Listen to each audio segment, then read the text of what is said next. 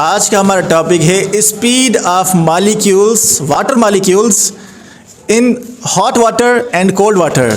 हमारे पास ये ठंडा पानी मौजूद है और ये गर्म पानी मौजूद है।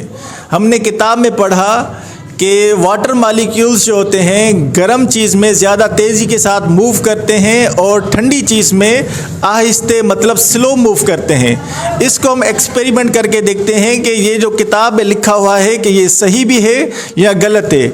आइए इसको स्टार्ट करते हैं। ये हमारे पास इंक मौजूद है, ये हमारे पास ठंडा पानी है कोल्ड वाटर, ये हमारे पास नॉर्मल पानी है, ज़्यादा गर्म नहीं है, नॉर्मल है।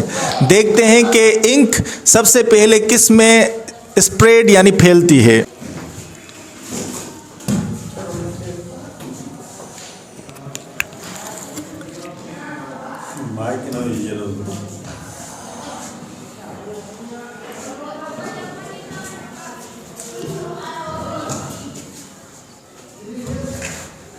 देखना ये है कि सारे पानी के अंदर कौन सी इंक पहले फैलती है।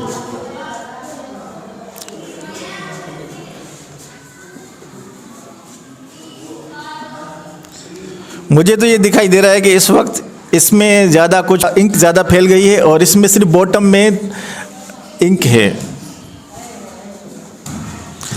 अब तकरीबन इसमें देखना यह है कि ये पूरा पानी रेड हो चुका है, जबकि इसका जो है बीच वाला हिस्सा अभी तक खाली है,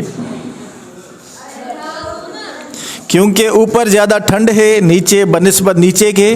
तो नीचे इंक देखें ज़्यादा फैल रही है और ऊपर बिल्कुल भी नहीं, क्योंकि यहाँ पे बर्फ़ पड़ी हुई है। तो यहाँ पर वाटर मॉलिक्यूल्स की मूवमेंट बहुत ही स्लो है, जबकि यहाँ पर हर जगह पे टेम्परेचर सेम ही है।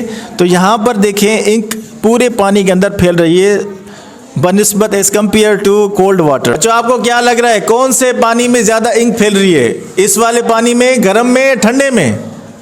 आवाज़ से बोलें। गर्म में। गर्म में। इसका मतलब ये है कि हॉट वाटर में, गर्म पानी में मॉलिक्यूल्स तेज़ मूव करते हैं as compared to cold water. तो ये हमारा आज का एक छोटा सा एक्सपेरिमेंट था। उम्मीद है कि आपको समझ में आया होगा। Thanks a lot.